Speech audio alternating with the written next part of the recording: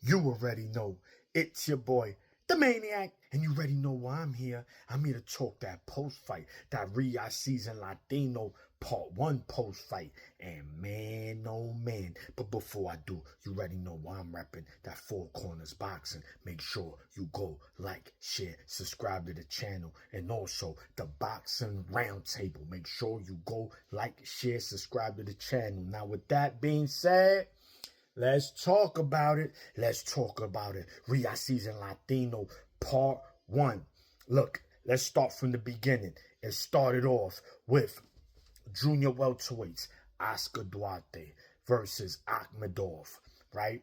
Batia Akhmedov from Uzbekistan. Now, for those that are not familiar with fighters from Uzbekistan, they have a very similar style to the Mexicans. They come, they try to bring it.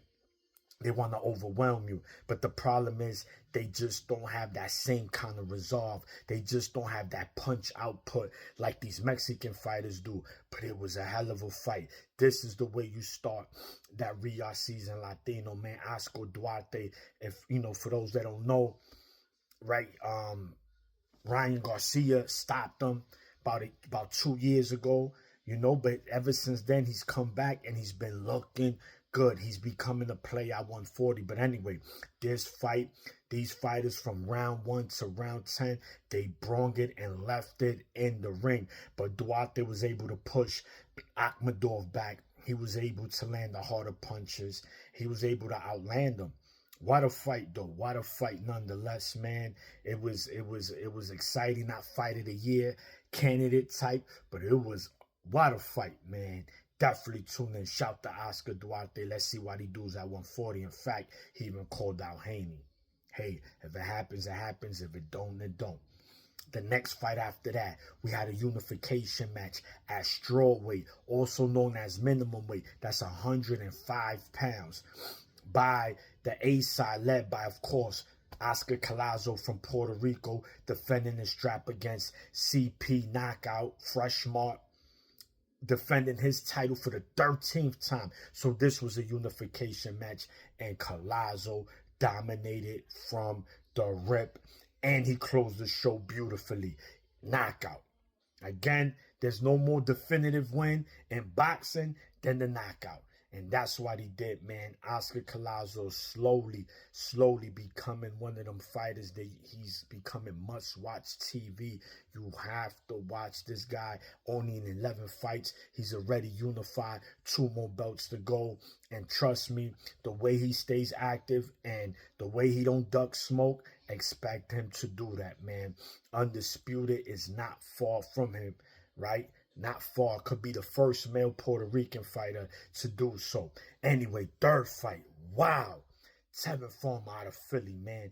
Warrior against William Cepeda. Again, just like Duarte, Akhmedov fight, this fight, again, was fought in the trenches. These guys did not stop letting their hands go. But, no, and even Farmer dropped Cepeda on this fight with a nice hand, right? He came with the left over the jab. Bing! Nice left. Dropped him. And he was working. But I just believe, I felt Cepeda did just outwork him late in the fight. Them last 2 rounds, I think, did it for him. And he pulled it off. Split decision. I mean, but shit. Tevin Farmer, man, he ain't no gatekeeper. This dude could still compete at an elite level, and he's going to be dangerous for anybody in that ring. Anybody they put on him at 135, man. You know what? Keyshawn, there you go. There you go, Keyshawn. Make a name. Fight someone like Farmer, man. That'll be great. But what a fight, man. That was a fight. Shout to Warriors. Did what they had to do, man. Cepeda edged it. It's looking like he might be fighting Shakur early next season. We'll see how that plays out. Now, the co-main event, we had Arnold Barboza Jr. against former world champ and Jose Ramirez, man. And this, of all the fights, was the most tactical fight of the night. These guys just fought more on the outside, more mid-range outside, and it was just, you know, fighters countering and just taking their time. But Barboza, man, he he outboxed him. He outboxed Ramirez. For some reason, he just couldn't let his hands go. He couldn't pull the trigger. It just seemed odd. Is Ramirez done? Possibly. I don't know. I'm not going to say that he is, but just something seemed off in that.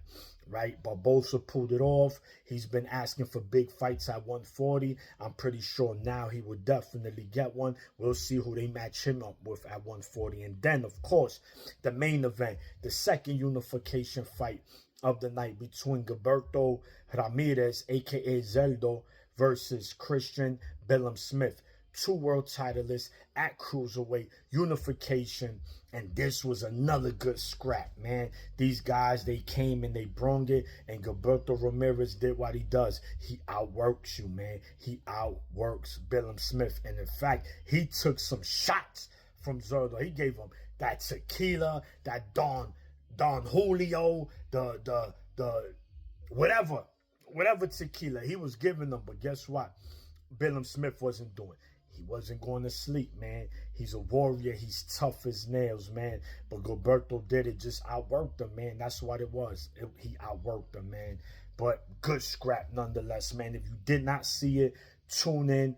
Good solid card. Shout to Golden Boy. Shout to Turkey Al Sheikh. Can't wait for the next Riyadh season. It's your boy, the Maniac, and I'm out.